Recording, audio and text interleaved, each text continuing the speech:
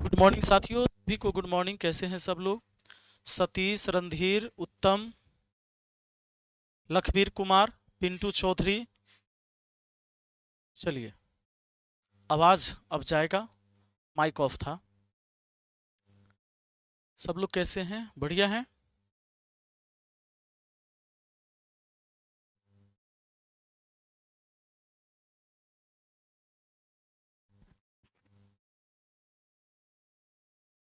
एक चीजों के लिए मैं आप सभी से क्षमा चाहूंगा कि अभी कोचिंग जगत में जो घटनाएं हुई, इसमें हम सब जिम्मेदार हैं। क्योंकि अगर कोचिंग जगत में कोई भी घटनाएं हुई हैं और घटनाएं ऐसी जो कोई अगर निंदा कर रहा है तो उनके शब्द कम पड़ जाए, इसके लिए हम सभी शिक्षक समाज का जो एक चेहरा था वो धूमिल हुआ है। ये किसी के हित में सही तो नहीं हुआ, चाहे जो भी हुआ। साथियों,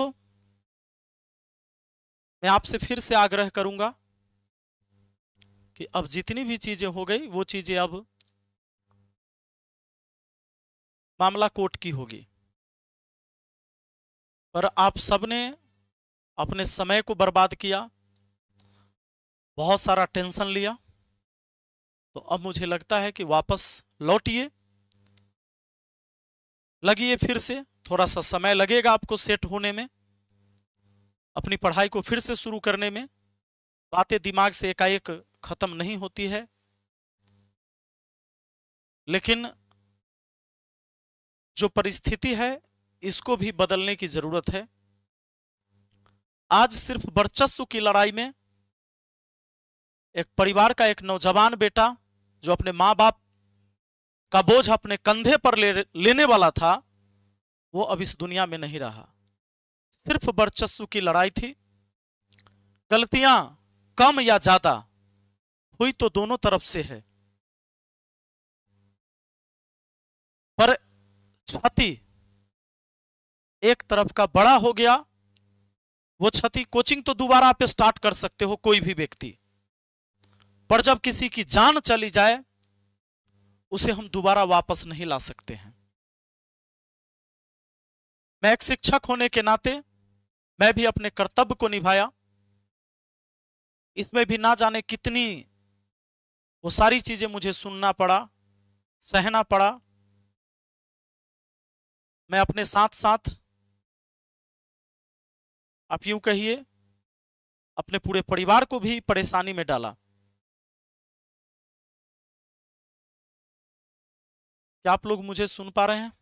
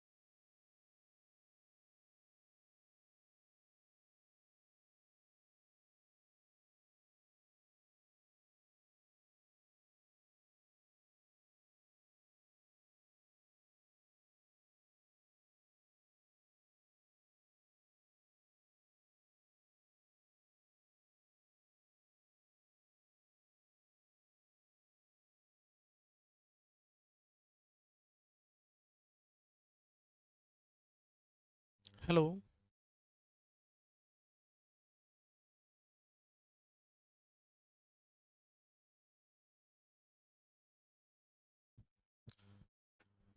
अब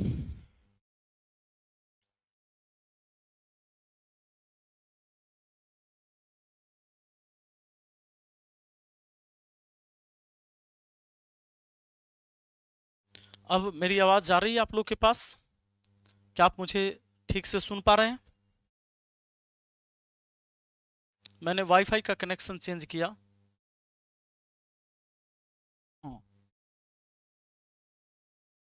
अब सही हो जाएगा। क्या सब लोग सुन पा रहे हैं?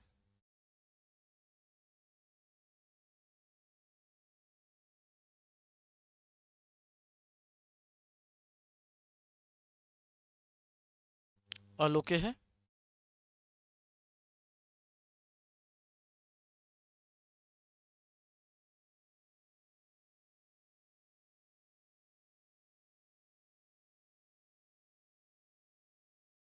बहुत बढ़िया।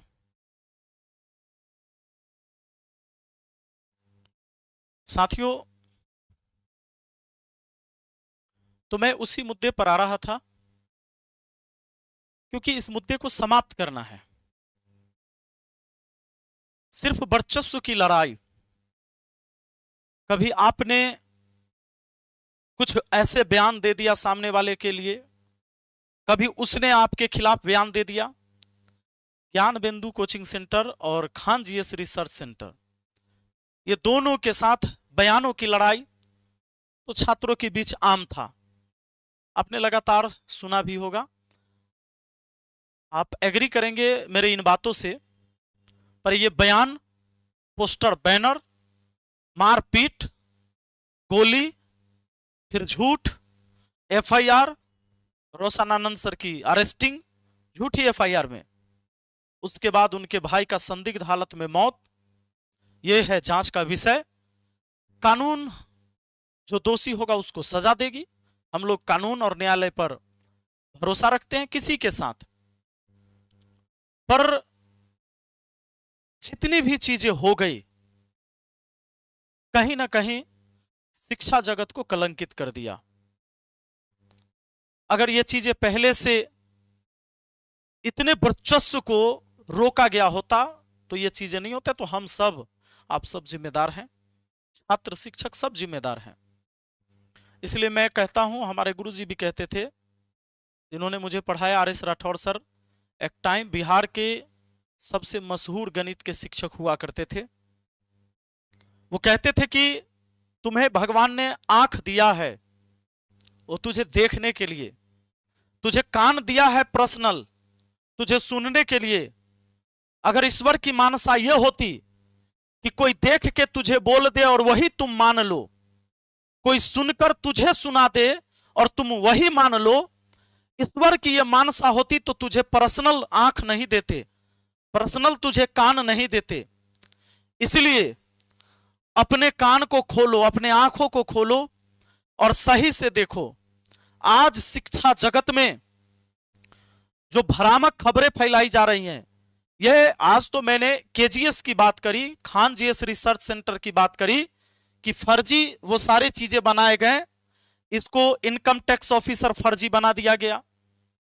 नहीं, आपने देखा कि इसको फर्जी इनकम टैक्स ऑफिसर बना दिया गया, इसको फर्जी आरओ रेवेन्यू ऑफिसर बना दिया, इसको फर्जी एयरफोर्स बना, ये सब फर्जी है ना, सब फर्जी बन गए।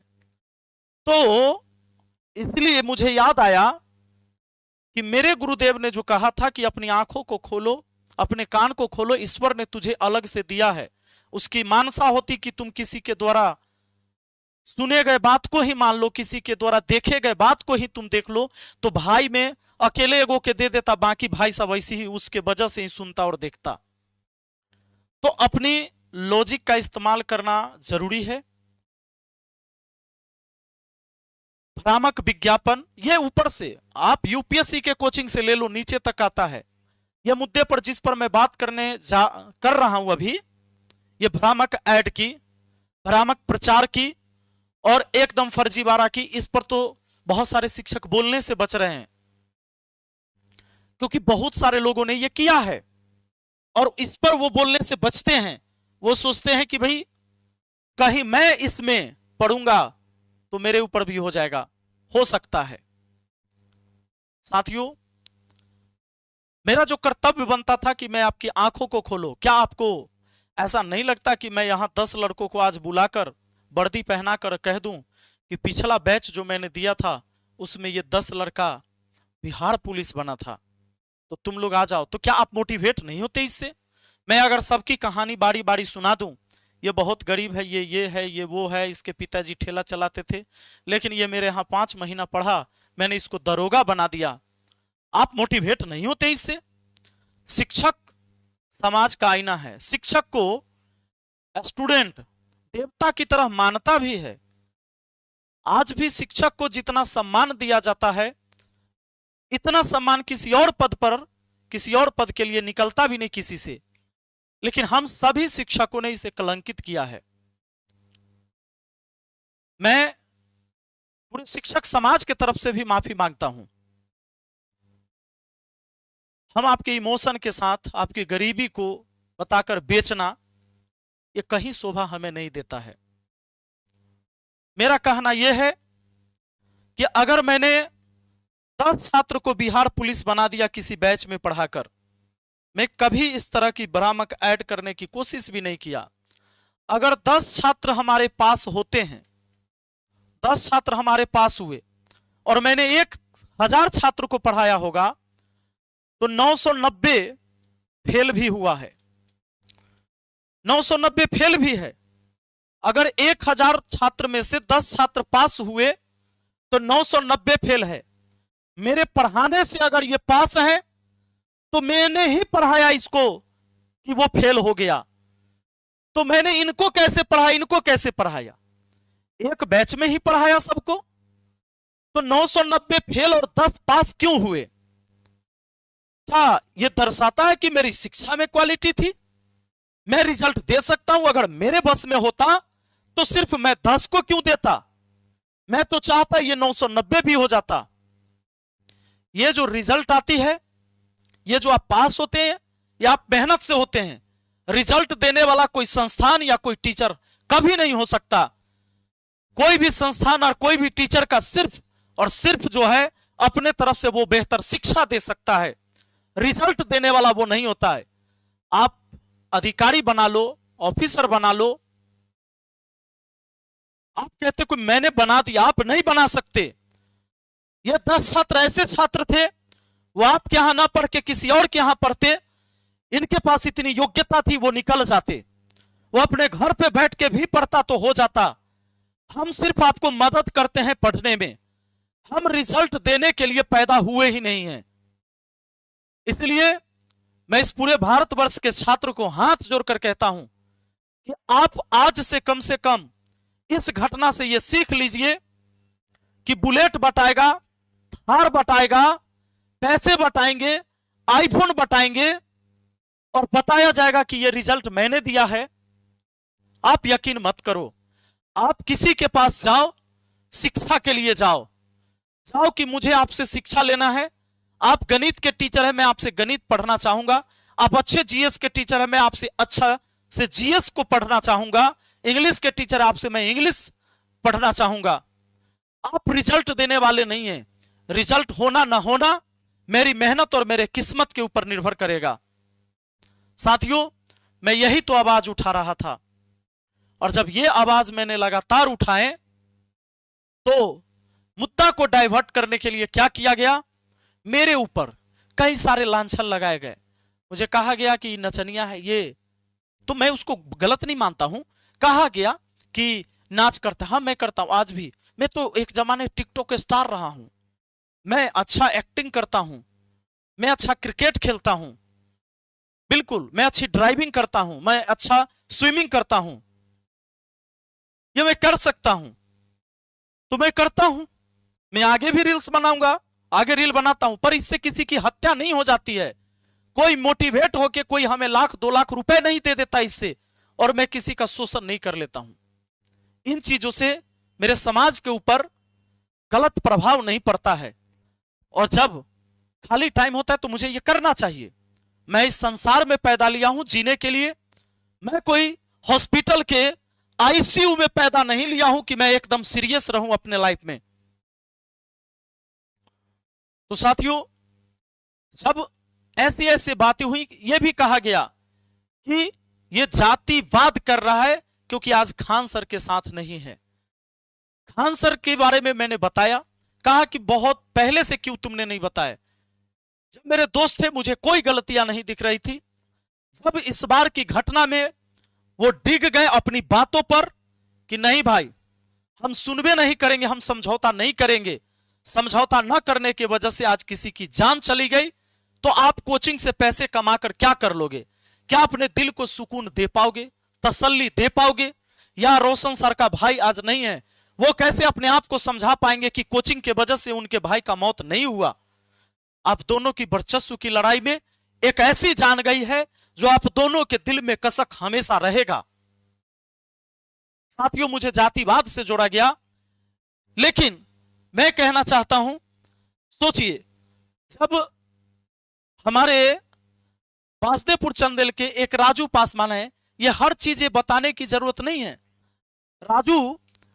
राजू पासवान है, उनकी बच्ची को कैंसर था, तो जब ब्लड कैंसर था तो मैं खुद गया था, उन्हें अपना ब्लड मैंने डोनेट किया है।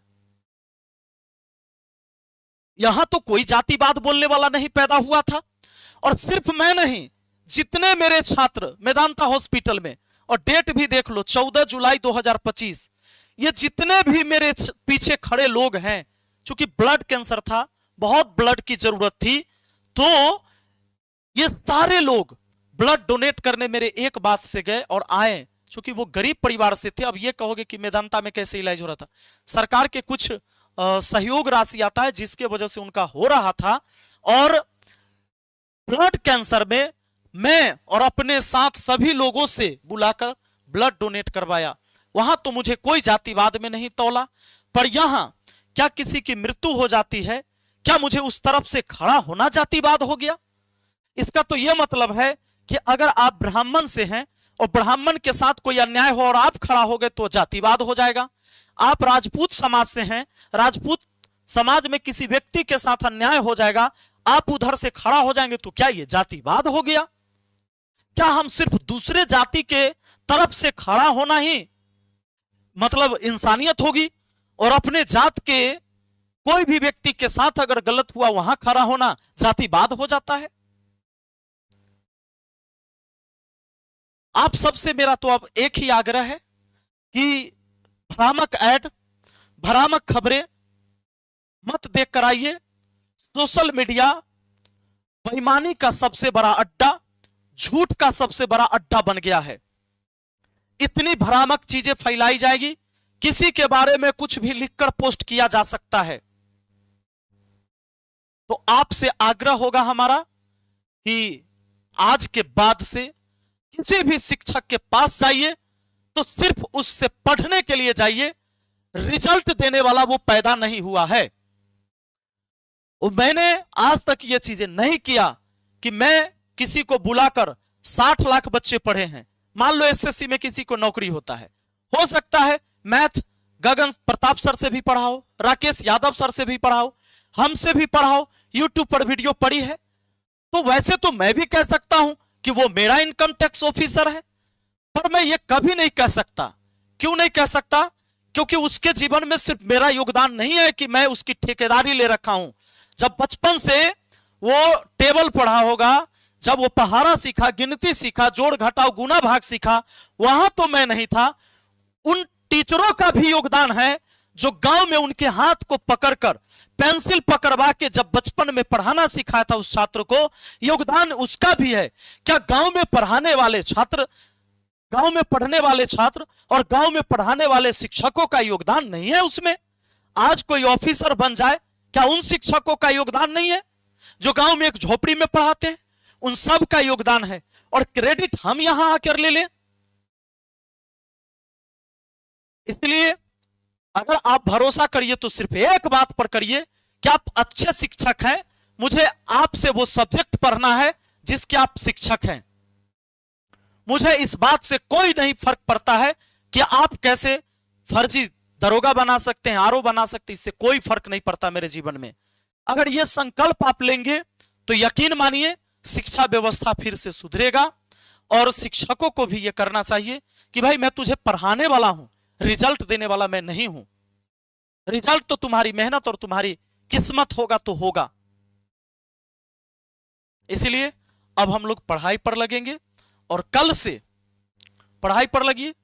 बाकी जो केस है, कानून है, कोर्ट है, न्याय वहां होगा।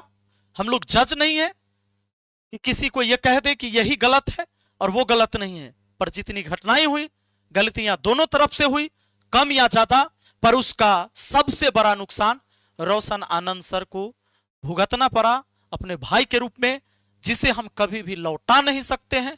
इसकी कोई मुआवजा नहीं हो सकती है। बाकी अब भ्रामक चीजों से हटिए।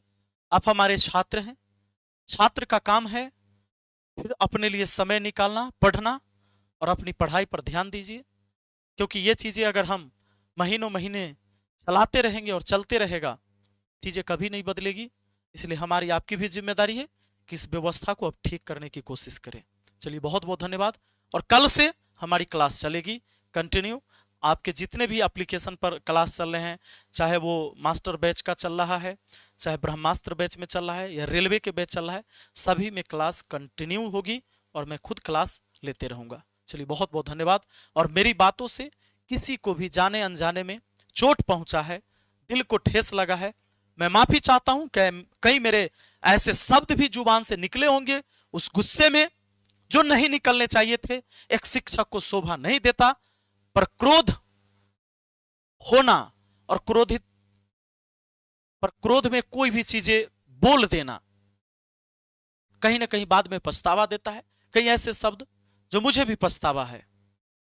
इसके लिए मैं माफी चाहता हूं। बहुत बहुत धन्यवाद। Thank you.